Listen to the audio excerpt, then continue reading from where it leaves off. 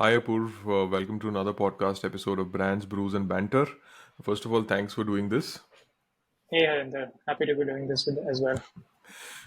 So, one thing I want to bring out is right before this, you said that you have a basketball game and you'll be running a little bit late.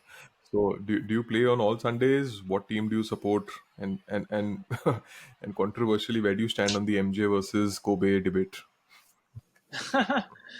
No, I've never been part of that debate. For me, it's I haven't been part of the Michael Jordan era. But clearly, he had another tenacity to it. But I've been the Kobe child, the one who's inspired and literally shaped his game around Kobe Bryant. So obviously, a big fan there. Yeah, I mean, I used to play quite frequently all my life.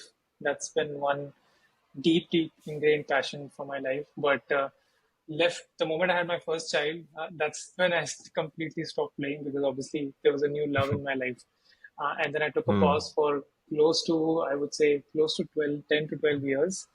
Hmm. And then literally just a couple of years back, my alma mater, which you also happen to be part of, IMT reached out to me saying that Hmm. they have a tournament where they're inviting alumni in.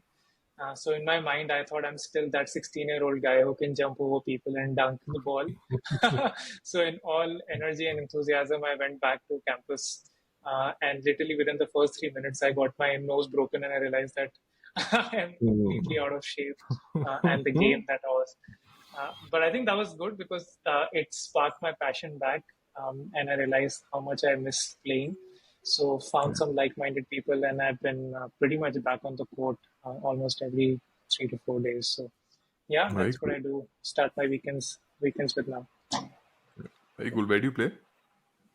I'm in Gurgaon, so multiple courts. I'm part of multiple Okay. WhatsApp groups, so there are many. Nice. Luckily, the north part of the country. I mean, so is true for the south, but north is especially keen on sports. So Haryana Hmm. especially has a ton of Yeah. facilities for sports and lots of good culture here. Yeah, which is really cool. So good to hear. So Apoorv, currently you have this amazing mandate and something which, like a lot of young and mid-career marketers would feel that, hey, this is something that we would want to do. So for folks listening, currently. Apoorv runs brand marketing at Apple. Apoorv is brand marketing at Apple, if I may take the liberty of saying that. But yeah, Apoorv, tell us about right out of B school when you came out of IMT, green behind your ears. How was that journey, which kind of led to where you are today? Yeah, just to correct, I don't run the entire brand marketing vertical. There's a large team and lots of talented people around me. I'm just part of the team, the We core will push marketing LT. humility. We will push humility aside today. Like humility is, we'll just put it in a box and just put it aside, and we'll talk about other stuff. But yeah, please go ahead. Yeah, but yeah, sorry, what was the second part of the question? I missed that. So just when you were out of B school, just out of IMT, like Right. what was your journey like, which kind of brought you to where you are today? It was very interesting because, and I've covered this in some other, I mean, my campus covered a video, so folks who are listening in might want to check that out on YouTube. But it was quite interesting because I literally followed my passion at a point in time. I was one of the, I would say, horrible, and I continue to be horrible at laying my career journey out exactly where I want to be. And for me, it was like whenever something came up, and I was just curious and keen to see whether that fits me, I chased that forward. So, for example, right out of B school, uh, one of the most famous brands that time was Vodafone, and they were really the most one of the most loved brands in India. So when I got through Vodafone, it was literally like a dream come true because telecom back then was what internet is today, right? Like exactly like e-commerce is today probably. So went around the streets of the country, learning the basics of sales. I still say I'm a title of marketing on paper, but I'm literally a sailor at my heart. You can put me in a village and I can sell pretty much anything. So, but I think that was really good because it got me connected to the hinterlands of India, went all around the country. And then, just then, a small little company had just started picking up pace. Unbeknownst to me, Amazon was pretty big in the US, but there was a company called Flipkart that came up and they had a very interesting challenge of building a brand in the B2B space, which is for the sellers, not the B2C where they were doing really well. So this is the pre-Walmart acquisition when I joined them. Again, an extremely roller coaster ride. I did about like 5 roles in 2.5 years I spent there. And then I was thinking of doing something interesting in Flipkart. Just then, Amazon US reached out to me, and again, this was a very interesting role because I was part of the advertising unit at Amazon, which is based out of Seattle and Palo Alto. So I had zero experience in advertising and ad tech, core ad tech, which again had just started riding the wave, and was fortunate to join that space where I got to learn the ins and outs of monetization, working with B2B partners, and what Amazon is and how it makes massive amount of money just beyond the shopping platform. And yeah, part of the Apple journey for the last little over 5 years now. Again, a very interesting move because Apple had a very interesting problem when they reached out to me. India was and probably continues to be the lowest market share for Apple globally, and digital, which is e-commerce and digital, plays a huge part of it. So, based on my digital background and experience and working with e-commerce partners, Apple hired me for this position. So yeah, I've been here and I'm learning every single day. Hey, cool. Thanks for bringing that out. I think one thing which struck out for me is you said at Flipkart you did some 5 roles in 2.5 years, right? That's amazing. Yeah, But how do you do that level of context switching? How do you pick your next level role? Is it serendipity? Like, what's your mental model to think about that? yeah. No, that's a good question, and it's funny because at Apple I've been doing like one role, exactly the same role, just going deep, and just fine tuning for quality. So it's interesting to see how different companies work. So if you look at Flipkart and if you know people at Flipkart, even today, you can ask anyone. That's just the DNA of the company. They've grown up with ad hoc requests, thinking on your feet, moving around. So even in one role at Flipkart, so I was on paper when I was hired, I was leading brand for their B2B marketplace. My role was to build the brand, Hmm. right? And to set up a team. And literally, I was hired as an IC and I was asked to set up a team and then hire and figure out stuff, right? Sure. So I came from a typical B school marketing background, but I had to learn payments, operations, logistics, packaging. So just as a company, Flipkart encouraged people to really go in wide, like pick up multiple capabilities. And if you, I mean, I still work with Flipkart every day, Trey, and there, every 3 to 4 months, people will change their roles or Hmm. change the scope of their roles. But that's just how it is. Hmm. Whereas if you look at a company, even for that matter, Amazon is where people might switch roles at Amazon, but it might take longer, and you really fine tune for quality. And Apple is on the complete extreme end of any company I've seen. There, Apple is all about quality. I mean, it shows up in your products. Yeah. So that's something that you fine tune here. But tell me if you like now that you have a very very good perspective of both breadth as well as depth. Somebody who's just out of B school, say 5 years out of B school, somebody's just growing to be a marketer. What should he or she solve for immediately?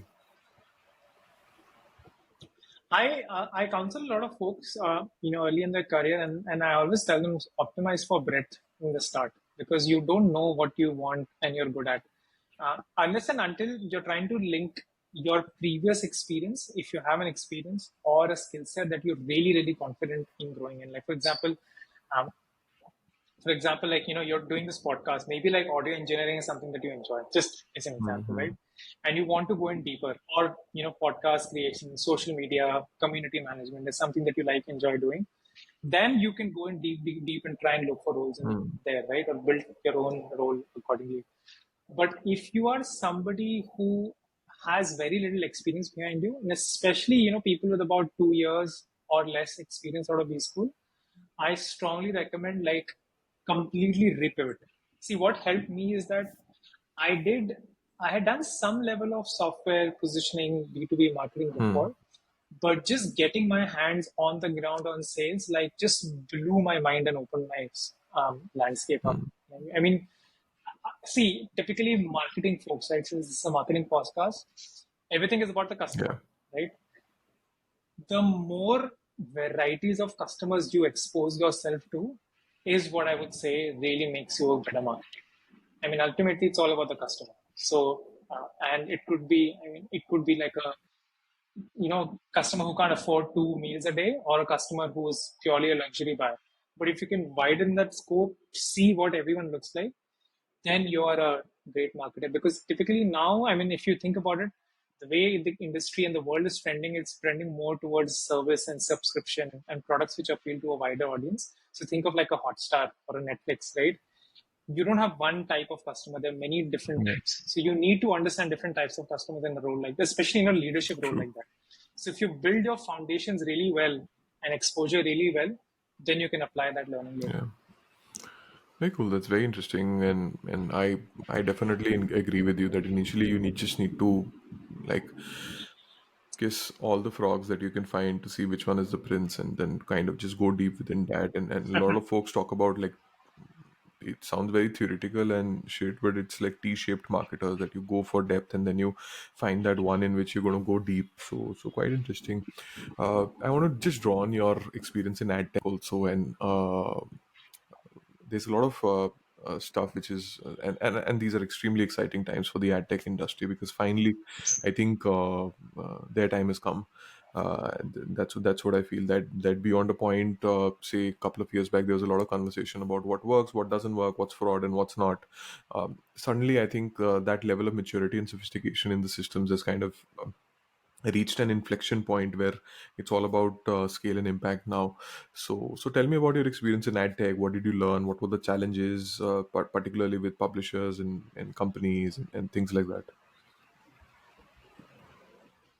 Uh, See, ad tech, the biggest challenge in learning for me is like you're, especially in a role that I was, right, where you are trying to get B2B customers to adopt your products, monetize, right? Um, ad tech is literally a money making business, right? It's all about the money. I mean, everywhere else, you will typically talk about like a brand show score, consideration score, awareness, and stuff like that, right? Ad tech, even as a marketer, first of all, I mean, I was on paper a product marketing guy because ad tech will pivot around a product. So you're not like a core brand marketer, you're a product marketer because even as a brand, you're building a brand for a product, right? So folks who listen to this who don't understand product marketing, it's very interesting, and I personally relate more to that. Uh, Even as a brand marketer, there you need to understand the nuances of how people make money, how to optimize product. So you really need to be really, really close to the product and understand the tech really well in order to do the marketing better. And ad tech is not as simple as just selling a product to a person, right? Or even in a B2B case, like it's not a buy and sell, it's a continuous adoption. So you need the end person to be continuously engaged using your product. So education in a digital product scape, and again, I'm relating ad tech to like any digital product, right? Any advertising product. Even like, for example, how Facebook or Google would market to their SMB customers is all about getting them to adopt their advertising solutions. Is to one, make them understand the technology behind it, make them understand why their product is superior than others, and third is helping them equipping or implementing that tech product on their platforms. So education, I mean, some of the work I had done on Amazon was all about creating self-help tools, webinars, educating customers, figuring out who the right person in that stakeholder organization is. But yeah, I mean, it's all about demystifying technology at the end of the day. Interesting. So you also mentioned product marketing, and I think folks would want to understand how you think about it because there's a lot of stuff out there. And considering now that becoming a product manager is kind of the sexiest thing for any person getting out of B school, it's suddenly become that. So, and a lot of Yeah. marketers who want to make the transition, who are at that juncture, kind of flirt with those kind of roles by kind of getting into a product marketing kind of a role and then just testing the waters. So how do you think about that? Yeah, no, good question. I went through that phase myself where I was like, man, am I missing out on not being a product manager on my resume right now? So Yeah. many people around me. Um, it's funny because I've worked with PMs all my life. It's essentially very, very similar. If you break it down, okay, you ask any product manager, what's Mhm. their core job? They will say is they are the voice of the customer to the Yeah. company. I mean, to the engineering. It's all Yeah. about the voice of the customer at the end of the day. That's the PM's job. Ask a marketing guy. They will say we know the Hmm. customer the best because they really go. It's all about Yeah. insights and covering. So they both are pivoting around the customer at the Hmm. end of the day, right? And which is why roles like product marketing have emerged, which cross Hmm. boundaries on both. Now, a PM, a person, I think it's more about a fitment of a person than like role. Like anybody can do. I still think I can do a PM role or a PM can do a marketing role. I mean, that's how it works. But PM is better suited for people who are, first of all, I mean, customer understanding, yes, but also have a lot of structured way of Hmm. working. Because PM also involves a lot of Yeah. program management, Yeah. by the way, which is not the case in marketing. Like brand marketing, digital marketing is very very little program management. You typically rely on an agency, whereas a PM, trust me, like they'll have Excel sheets, flow charts, plans, product roadmaps. So if you are good at program management and you have a keen understanding of product, and the third skill set that you need to be really good at Hmm. is numbers, because a PM also looks at the overall Yeah. landscape of business, right? What the competition is, what product pricing is, what. So basically, like the numbers element is very very strong in PM. Uh, I mean, I would also add design thinking and stuff like that, but I still feel a PM can miss design thinking and rely on great product designers around them. Uh, Now, on the other hand, a core marketing or a marcom, basically communications person, is the some who's really good at storytelling. That's a skill set a PM doesn't need as much. Like even today at Apple, a PM will be the one who will sign off on the headline of the product. But so, for example, a product person will come to a marketing person in Apple and say, "This is the biggest feature of my new iPhone, the camera, right?" But and they will give it a name, right? A Retina XDR display, whatever it is. But how beautiful it is! Like if you saw the latest MacBook Yeah. Air release last month or sometime back, I mean, it was all about like the thinness and the lightness and how the cursor basically. The story was that in the same similar form Yeah. factor, the screen size is bigger, and the creative was like the cursor playing around, lifting it up, flying in the air and stuff like that. So a comms guy can really weave a story which Hmm. connects to the customer. So that's so a PM is Hmm. good at understanding the need. The brand person or a marketing person is great at telling the story, which makes the customer believe that their need can be fulfilled by that product. That's So how I I think would the differentiate. bedrock of both functions is kind of the same, and it is understanding the consumer. So it's know thy Oh consumer, yeah, know thy product, and absolutely, just kind of connect the magic between the two. But yeah, the ways and means in which they absolutely. kind of do what they do is a little different. So yeah. Right. It's a skill set. I mean, it depends on the person's skill sets. What Hmm. you're good at is where the direction you would head into. Interesting. I think that FOMO of becoming a product manager and or not has kind of reached every marketing person that I know. I don't know for what reason and what's the word, but I think marketing folks are falling down to the hype, and that's why I see so many product marketing trainings and people becoming experts and so many marketing roles being positioned as product Yeah, roles yeah, उसमें yeah, product बस लिखा है वो product चाहे हो ना हो yeah. मतलब it's just there like HR it's like HR product HR manager Right, like I've seen just these obscure because the word product just makes everything seem shinier. right, right. Yeah. I mean, a lot of people need to also understand a core product role is also a much more deeper role, and there's a long-term thinking around the product, right? So, um, people who like to shift roles a lot, like PM is also not the path because typically a good PM spends time on the product, not just launches it. They make it successful, build Yeah. upon it, iterate upon it. So it's like a few years that you spend in the product to be a good product manager. And if you become a product manager and you do it something like for 6 months and you go and give another interview, everybody will read Yeah. through it that you just got into the title of it, right? But a marketing person actually can, because a marketing person Yes. is pivoted around an opportunity, right? A launch or a campaign. That's because they're Hmm. building for that moment, right?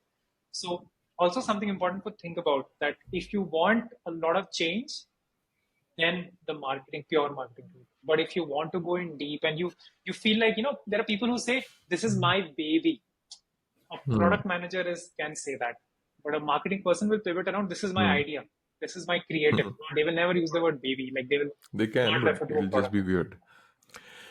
Put one other thing that I think is very very interesting is that since you've literally seen the Indian internet e-commerce system grow right in front of you, and I think that's very interesting. How do you think of brands being built completely online? Like we have these amazing D2C examples, and but we have a lot of like a long tail of failures. So how do you Yeah, think about brands being completely built and sold online, and those traditional mental models of brand building changing in the view of how the internet ecosystem in India is evolving? So tell me about your thinking around that. yeah. I I'm a digital first person, right? That's how I've shaped my career up. I truly believe in the power of digital, um, and the ability for brands to exploit multiple touch points with customers on digital, show up differently in different ways, personalizing. I mean, you name it, right? All those terms. I strongly believe. I think digital is definitely, and we're just seeing the start of digital. There is so much to be done. I mean, you saw the Apple product launch, the Vision Pro. I mean, immersiveness is going to go to another level now soon. So, but I also feel, and this is a newly formed opinion. If you had asked me just for 10 months back, I would have said like digital is the only way. Um, I I'm rethinking my own approach of how we experience brands, both digital and offline. And I mean, I can now, I'm personally now actually now shifting, and I feel like there is a different Yeah. feel when you experience a brand in touch, touch and feel Mm. than digital. Uh, I mean, we've been thinking omni-channel for ages now. I'll give an example like an Yeah. iPhone, right? It's one of the most expensive things people buy. The typical consumer behavior is they'll go to a store, they'll touch an iPhone. Like when you touch an iPhone, right, you feel like, oh my god, like this is why it's worth what it is worth, and experience it. But if you're browsing on like a Flipkart or an Apple.com, you won't see it. And then you'll probably buy online for the best deals. That's a typical thing. But what's really interesting for me is the digital D2C brands coming into offline, right? And I think that the moment somebody makes an entry offline, you really feel like they're here to stay. And otherwise digital हमेशा पता है एक रहता है एक space in your mind कि it it's like a the trust element is 80% है 20% is like कि कभी भी बंद हो सकता है या फिर product सही है नहीं है, right? You always have that in your mind. And that's why like companies like Mama Earth and others, and all these D2C brands. I mean, a great example is this viral company that has been bombarding everyone's Facebook ads and Instagram ads is Mokobara, right? They're the luggage ones that they've gone I crazy on love the it. digital. Well, I'm a But big if you, Mokobara fanboy, like just self-confessed, and like even during a recent sale, I just went crazy. And I'm a really big evangelist, so I really hope somebody right, from Mokobara hears this, and maybe I mm, get sponsorship at some point in time. yeah, But yeah, yeah, go ahead. yeah. No, so I'll tell you my honest opinions. When I saw Yeah, Mokobara's ad, I was like, just another Indian company trying to crack a space where quality is so important in Indian manufacturing. Let's be honest, it's horrible. Can never match the quality and output. And I had like, it's just another random company. I don't have a single Mokobara product even now. I was like, I'm never going to buy it. Then recently I was flying somewhere and I saw their fixture in the airport or somewhere they had done it, right? And I went and touched the product and I was like, wow.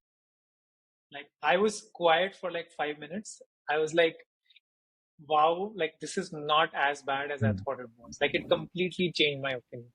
mm, And imagine like the thousands of people who walked through that space yeah, would have actually like touched and felt about it. So, unless and until like I would have met you, Harinder, and you would have showed me a Mokobara product, and I would have gone like, "Acha, ye theek hai." But still in my mind, I would have gone like, maybe this is good because it's their best selling. The other 90% products might not be that great, right? But when I see their layout with their entire fixture setup, or even like a Mama Earth, you know how they would display so many creams and everything. You see, like, wow, this is a proper brand. It's like a HUL or a Samsonite brand, and not just a. Because typically, in my mind, digital first brands are successful on a one or two SKUs, like the super hit SKUs, right? But big brands are successful on multiple great quality consistently delivering on products. So again, I'm a newfound fan. Like many others, post COVID, people are hitting the offline world again. And I think omni-channel is definitely the way to go. There is nothing that beats. Also in the offline world, like you can design a website, you can do a fabulous job of making a pretty website. But people who do a really good job at offline thinking, like not just the products, but their brand experience on the store, the lighting, the customer touch point, the service, the person on the door, I think it is very, very important. So yeah, put me in the other camp now. So I think that change of heart, and I think it's very easy to guess, happened because Apple opened its new stores, and those are fabulous, fabulous stores. And I'm sure during the process that mental model would have changed. Is it or is it not? Uh, yeah, I mean, it's not just about Apple. I think it's also been about just experiencing a lot of these brands coming up. Like, trust me, like Apple Yeah, stores have been for many, many times before, right? Not just in India, which is obviously a yeah. big reason. Now you understand why, like, Apple store opens up this door for so many customers in India. But for me, it's been, I mean, I've been doing these projects back since my Flipkart days, like Flipkart and Amazon. We've been in discussions to create these virtual storefronts, not virtual, sorry, like storefronts in other physical touch points.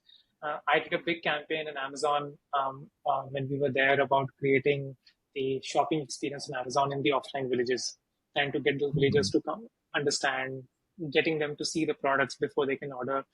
So yeah, but I think now with the whole D2C piece coming into offline, I think it's here to stay. And Hmm. it's just gonna make our offline world so much more vibrant, man. Like, aren't you Yeah, tired of seeing like the agree. same 15 brands in every mall? Like every single Absolutely. mall has the same 15 brands. Yeah, So, I mean, it's so much, it's a relief to see more Chayus than Starbucks now, right? Like that's what I'm absolutely talking agree. about. Yeah, every time I see, and I'm based out of Bangalore, so every time I drive through Kormangla, there's just so many brands which are just looking at an experimentative audience, and whether it's Right. FP, whether it's apparel, and since I'm closer to the fashion space, I just putting up a label online and just selling it as a marketplace. Like if you're a NIFT student, you could do that in say a weekend, and you can have your store up and running, but to be able to touch and feel and see what's the brand's storytelling and I think that's where brands live, in the smaller details, in the store's lighting and fragrance, and in how the staff greets you, and Yeah. then all that magic being put together in the online presence as well as the offline presence to cohesively own a place of your mind. And I think that's how brands are made. Yeah. So it's Yeah. really fun to see, because like you said, one is really tired of seeing the same 20 brands, uh, and you travel anywhere, it's the same brands, right? So what you would see at a UB City or a Phoenix Mall or a Palladium, or a Emporio, would be the same malls you would see at Fifth Avenue or at Oxford Street, and everything else. It's just the experiences and the people. I think, and that's what sets it apart. Um, Yeah. Absolutely. Absolutely. mhm. So really cool. Uh, so now I just want to shift some gears, and I just want to talk about. So in your current mandate, how do you work with creative agencies, right? How do you ensure that what you're thinking about where the brand needs to be and what notes you want to hit, uh, how do you ensure that that is transferred to people in the right way? Because everybody comes with this baggage of what they, because a lot of brands which are really, really owned by culture, which are not owned by marketers. It's a Coke and a Nike and Apple, some of the biggest and the best brands out there. How do you make, and people will come with their own way of thinking and their own way of experiencing the brand. But you have a larger context, considering where the business is going, where the business is doing well and not. So how would you ensure that the right mental models are also transferred to your creative partners? Yeah, I think it's not just about the current role. I'll give experiences from all of my previous roles and working with several Yeah. agencies across my career. One thing I've learned is that you really need to respect the role everyone has to play on the table, and is my very honest opinion. And I have actually built that respect as I've grown older with agencies. I mean, my how it is, like early days, people who've not spent time in agencies. I haven't. We've always been like, agencies for the dumb folks. Like, we are the ones who are smarter in business and stuff like that. And I'm being honest here, like that's how people talk, and agency folks also know it, right? uh, but I really, really, really respect the fact what everyone brings on the table. And I think By the way, at Apple, most of my colleagues are ex-agencies. Most of them. I'm probably the only one in the team who's not from an agency. So it's quite interesting the conversations we have. And this is where I've like in the last 5 years I've developed that respect is that people from the agency are there for a reason because of their creative muscle, right? If I Agree. had the creative muscle, right? I mean, I bring the business muscle, they give the creative muscle. I bring the proposition muscle, they bring the idea, right? And I see this like, I unfortunately don't work with some of the agencies in the US that Apple makes stuff creators with, but we see work that, I mean, internally in presentations. And my God, like if you see the ideas and the way those agencies work, which is why you see the best creative in the world are unarguably coming from Apple. I don't think any company does creative better than Apple. And that's because a lot of the hard work by the agencies out there, right? How they think, how they creative approach. Hmm. I mean, if you look at the same MacBook Air example I was telling you about, like the wallpaper on the not many customers know this, but the wallpaper on the laptop when you see the Hmm. film, if you just Yeah. squint your eyes, you can actually see AIR written in the waves. People What do don't you see say? it. So I mean, when we were shown this like before the launch, and you're like, wow, like mind blown, like the thinking that goes behind the lightness, like the stuff I was telling you about, right? Yeah. So I think like you should respect what they're coming with and really figure out a role how you can help it, right? How you can help with anyone on the table from an agency side is like be clear on the brief.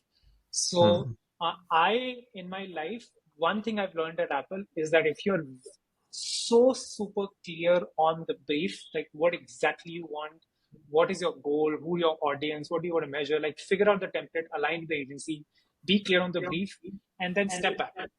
Let them do all their work and then come back to you with the final output of the options that they have. Early days I used to be on shoots and I used to actually go towards the director and like, ये ऐसे कर सकते हैं, वो ऐसे कर सकते हैं. Right? Hmm. Now I literally don't even enter the director's space. I'm just behind the TV screen and I will just communicate like very basic because I know that my brief is right. They Hmm. will do it. Last में मुझे बस check करना है and see as a customer how it would appear and does it align to my brand values. So I think the other thing you said very right. Most of the agencies who've been working with brands a long time know the brand values. Trust me, like they're smart people, right? ऐसा तो नहीं है कि it's very Pythagoras theorem, कुछ नया complex करना है. But as a marketer, it's important for you to align what values to highlight with the current context. Remember, I told you marketing is about opportunity. So your Yeah. brand values can be 10, but Hmm. at that opportunity for that campaign, for that product, which one do you want to highlight? Right? Like for Hmm. a phone, if it's camera, for an iPad, it's about creativity, right? Like, so you really need to figure out, you are the one who's shaping the work. They are the ones who are creating the work. That delineation, if you can identify, I think the output is fantastic. So because there's a lot of overstepping in that relationship, how does one avoid that? Happens.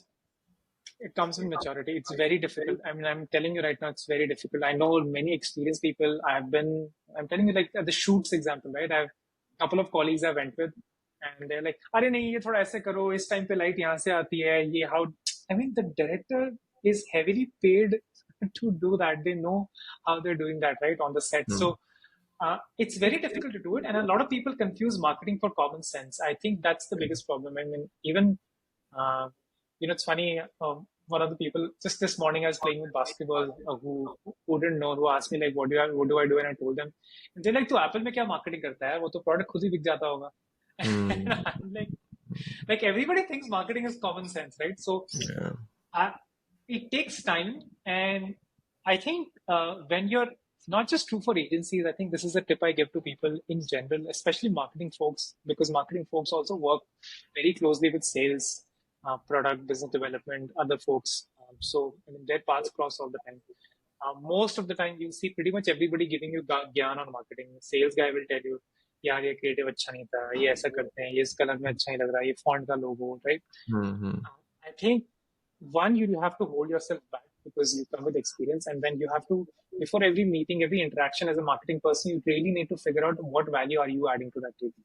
True. Uh, I mean, I'm also tempted to tell my sales guy sometimes, कि यार ये क्या है? Like, why is this product price so high? Why is this Mm-hmm. channel? Why are we giving it to seller? Like stuff like that. Very, very important to draw boundaries and realize how you can make life easier for that person. Same thing for agencies and interaction with them. Very interesting.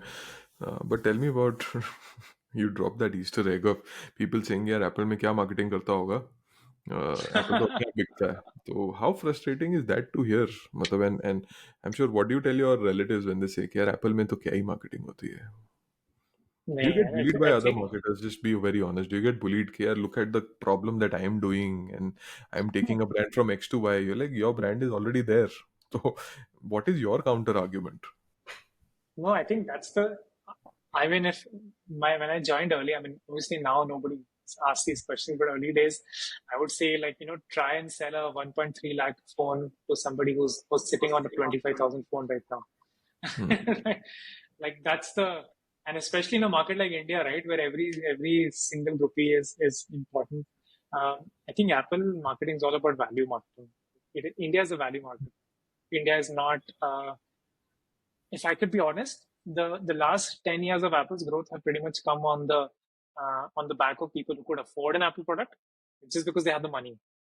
That's what the even right now, a lot of the brand people think like, yeah, paise wala banda Apple ka product leta, right? But I think the Hmm. last 5 years and the next 50 years for Apple will be the value based years, where people who realize the value, and that's why Touchwood you're seeing this rapid growth right now because people it's becoming an ecosystem, right? Like you said, like the Moco Bar example you spoke about. Once somebody uses, they're like, my life, what was I doing my life, entire life? Hmm. That's how it is.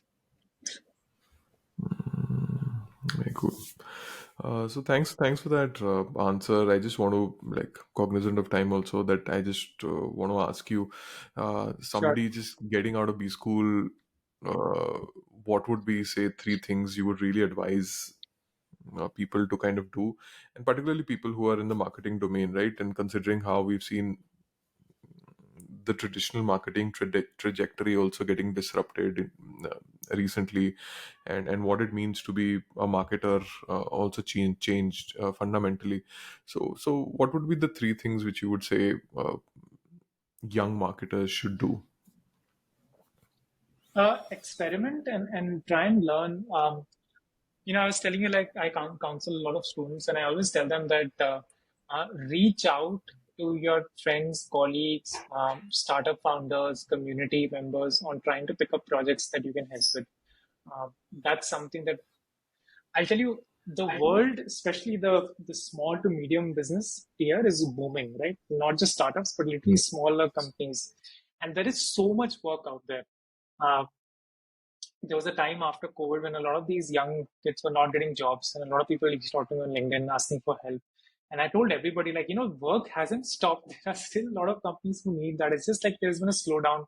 So just go out and give your services for free, especially as young people. So I think people are starting out from B school. One, obviously, hopefully you get placed and you have a job with you. But try and find out these side hustles.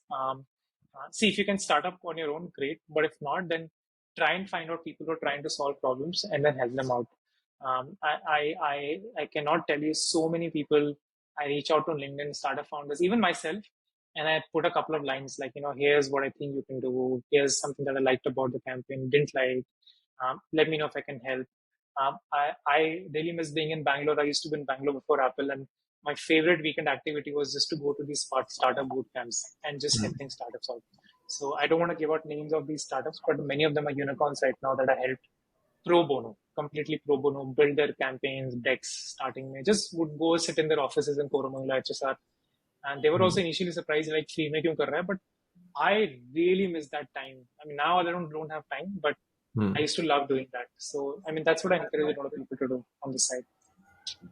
Interesting and I think um, like being able to create that body of work and also pro bono helping out like with folks who have a real problem out there with the Right. kind of experience you bring in I think not only helps build relationships but also helps kind of fine tuning your own muscle and getting out of context with what you're doing as a day job.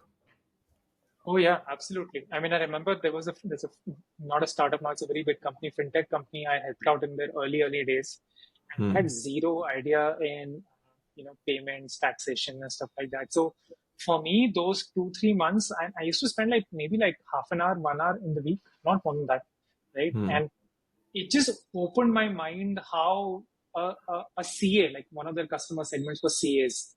How Hmm. does a CA think? Right? Like, what is their decision making criteria? Hmm. I've learned out about these one project I worked on where there were somebody in the family is not the decision maker, but the family is an influencer. So how do you reach out to a family versus an individual person, right? So very, Hmm. very interesting segments. Like I said, Harinder, starting of the call, is that the more type of customers you can expose yourself to, the Yeah. more easy it is for you to help out in new engagements. Very interesting. On that piece of advice, thank you so much, Apoorv, for doing this. Thank you for taking time out on a Sunday, Sure. and we wish you continued success in basketball because I'm sure the rest of it you'll take care of. And keep your nose safe. Thank you so much, man. It was good Thanks, talking to you. Apoorv. Thank you for Cheers. doing this. Cheers.